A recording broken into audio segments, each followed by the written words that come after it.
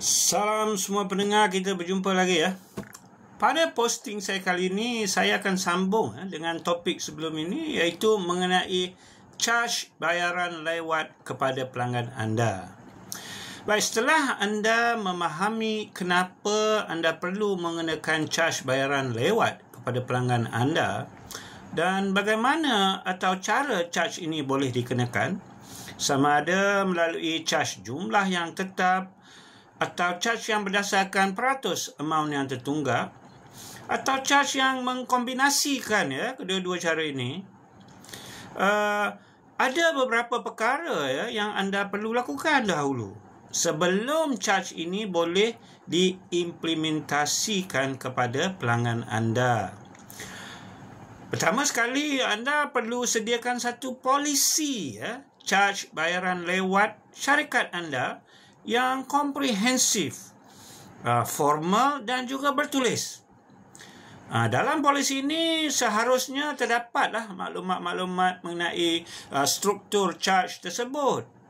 Termasuklah cara charge ni akan dikenakan, jumlah atau kadar charge dan juga tempoh tertunggak bayaran sebelum charge ini akan dikenakan. Sebagai contoh, polisi charge tetap sebanyak RM20 akan dikenakan sekiranya pelanggan gagal buat bayaran 3 hari selepas tarikh tamat tempoh. Sangat terang. Baik. Setelah draft polisi ini tersedia, sebaik-baiknya anda lakukan satu rujukan atau semakan dengan mungkin undang-undang yang berkaitan. Sebagai contoh, kita ada Akta Kontrak 1950 contohnya. Bukan apa, supaya anda boleh memastikan bahawa jumlah charge yang anda kenakan itu adalah jumlah pampasan yang munasabah atau tidak melampau.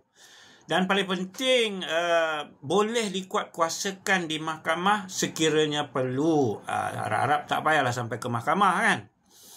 Sebagai contoh, katakanlah anda kenakan jumlah charge bayaran lewat sebanyak 50% ke atas jumlah invoice pelanggan yang bayar lewat. 50%. Maksudnya kalau dia nampak bayar invoice sebanyak 1,000, dia kena bayar charge sampai 500. Sudah pasti jumlah ini dianggap tidak munasabah dan sangat melampau. Dan saya rasa kalau pergi ke mahkamah pun, saya rasa mungkin tak boleh menanglah kes Seterusnya, anda juga harus tentukan polisi charge ini telah dimasukkan atau dikemaskini ke dalam semua dokumen-dokumen berkaitan termasuklah laman web perniagaan anda, kontrak-kontrak dan perjanjian, proposal, sebut harga, dan saya rasa sudah pasti dalam semua invoice perniagaan anda. Langkah seterusnya, sebelum anda laksanakan charge ini, maklumkanlah tentang polisi atau charge baru ini kepada semua pelanggan-pelanggan anda.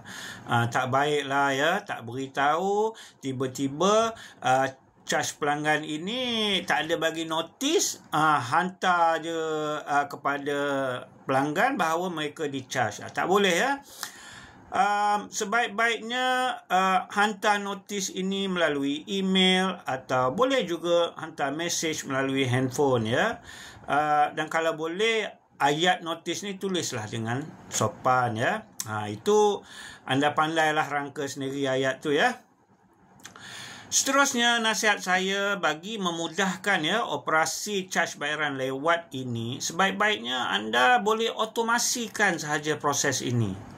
Terdapat banyak perisahan-perisahan perakaunan seperti QuickBooks, Xero yang saya tahu yang boleh tambah charge lewat ini secara automatik pada invoice yang tertunggak. Ini bukan sahaja mengelak anda dari lupa mengenakan charge bayaran lewat, ia juga dapat melaksanakan charge ini secara konsisten dan adil tanpa sebarang pengecualian kepada mana-mana pelanggan anda. Jangan lupa, ini penting kerana jikalah kata seorang daripada pelanggan anda mendapat pengecualian dan pelanggan lain kalau dapat tahu, mereka sudah pasti akan juga minta pengecualian yang sama dan mereka akan anggap ini tidak adil. Ini akan menimbulkan masalah yang tidak diingini. Baik, akhir sekali pada saya, sebaik-baiknya kita kalau boleh nak elak sama sekali pelanggan kita lambat bayar. Dan ya, kalau boleh kita pun tak nak charge sebarang penalti kepada mereka. Oleh itu, satu langkah yang terbaik ialah anda tentukan anda ada satu sistem untuk hantar peringatan atau reminder pada pelanggan anda sekurang-kurangnya seminggu sebelum tarikh tamat tempoh. Bukan apa. Ini untuk memastikan pelanggan anda sekurang-kurangnya telah diberi peringatan untuk melakukan bayaran, sekaligus mereka boleh mengelak diri dikenakan caj bayaran lewat anda. Baik, sampai di sini sahaja perkongsian saya kali ini InsyaAllah kita berjumpa lagi dalam posting saya akan datang. Diharap para pendengar memberi support supaya channel saya ini dapat memberi manfaat kepada kita semua. Sekian, terima kasih, jumpa lagi.